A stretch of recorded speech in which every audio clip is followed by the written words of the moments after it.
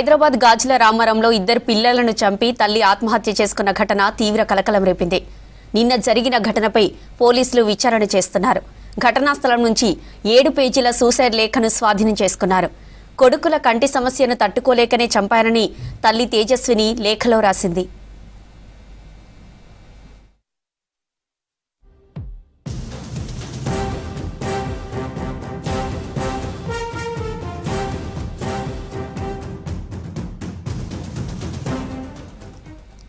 యసిక ఘటనకు సంబంధించిన మరిన్ని డీటెయిల్స్ అజయ్ అందిస్తారు. Ajay, over to you. Police station పరిధిలో ఇద్దరు కుమారులని చంపిన తర్వాత తల్లి కూడా బిల్డింగ్ పై నుండి దూకి ఆత్మహత్య చేసుకున్న ఘటనకు సంబంధించి ప్రస్తుతం జీడిమెట్ల పోలీసులు దర్యాప్తు చేస్తున్నారు.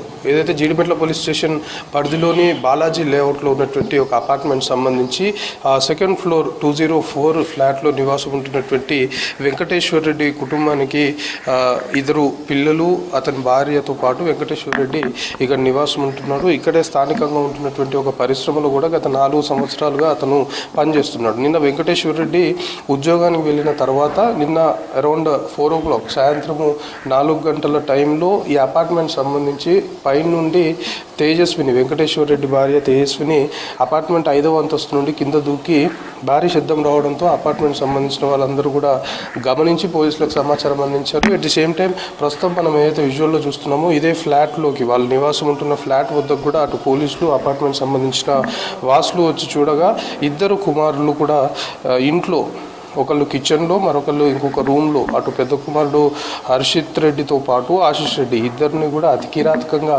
హత్య చేసిన తర్వాత ఈమె ఆత్మహత్య చేసుకుంది అనేది పోలీసులు ప్రైమరీగా ఎస్టాబ్లిష్ చేశారు. అయితే దాదాపు 8 పేజీల సూసైడ్ లెటర్ కూడా పోలీసులు స్వాధీనం చేసుకున్నారు. ఆ సూసైడ్ లెటర్లో ఇటు ఇద్దరు కుమారులు హర్షిత్, ఆశిష్ ఇద్దరికి కూడా కంటికి సంబంధించిన సమస్య ఉంది. ప్రతి 2 గంటలకు కూడా ఐలో డ్రాప్స్ వేయకపోతే వాళ్ళు చూడలేని పరిస్థితి ఉంది. అట్ ది సేమ్ టైం తనని కూడా అందరూ పిచ్చిదానిగా భావిస్తున్నారు. ఇవన్నీ కూడా తట్టుకోలేకపోతున్నాను, తమ కుమారులు ఈ విధమైన దాంతో బాధపడము తాను చూస్తూ ఉండలేకపోతున్నాను అంటూ కూడా సూసైడ్ నోట్లో తేజస్విని పేర్కొంది. ఆ సూసైడ్ నోట్ని కూడా ప్రస్తుతము పోలీసులు స్వాధీనం చేసుకున్నారు.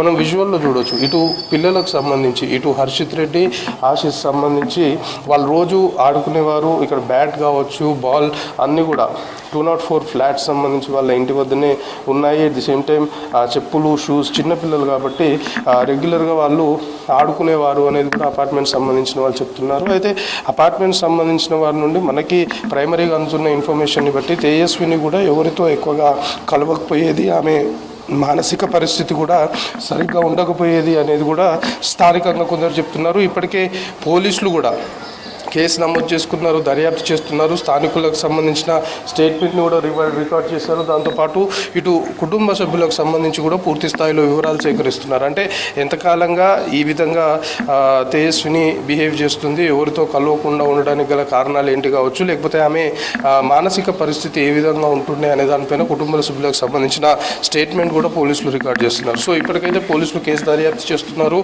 పూర్తి స్థాయిలో కూడా ఈ ఘటనకు సంబంధించి అంటే ఇద్దరు పిల్లలు, కడుపున పుట్టిన పిల్లల్ని కూడా చంపి తల్లి ఆత్మహత్య చేసుకుంది అనే కేసు సంబంధించి కేవలం పిల్లలు ఇబ్బంది పడుతున్నారు, కంటికి సంబంధించిన ఏదైతే ఆ డిసీజ్ ఉందో దాంతో ఇబ్బంది పడుతున్నారు, అది చూడలేకపోతున్నాను అనేది ఎక్కువ ఆమె సూసైడ్ లెటర్లో కూడా అదే పేర్కొంది. కాబట్టి దాన్ని బేస్ చేసుకొని పోలీసులు ఇన్వెస్టిగేషన్ కొనసాగుతుంది. సో 3 డెడ్ బాడీస్ గాంధీ మార్చురికి తరలించారు. పోస్ట్ మార్టం నిర్వహించిన తర్వాత కుటుంబ సభ్యులకు డెడ్ బాడీస్ అప్పగించనున్నట్లు పోలీసులు చెప్తున్నారు. ఎట్ ది సేమ్ టైం ఇన్వెస్టిగేషన్లో భాగంగా ఇటు కుటుంబ సభ్యులు, దాంతోపాటు స్థానికులకు సంబంధించిన స్టేట్మెంట్ రికార్డ్ చేయడంతో పాటు ఇతర కీలకమైన ఎవిడెన్స్ కూడా పోలీసులు సేకరిస్తున్న సిట్యువేషన్ ఈ కేసులో నెలకొంది.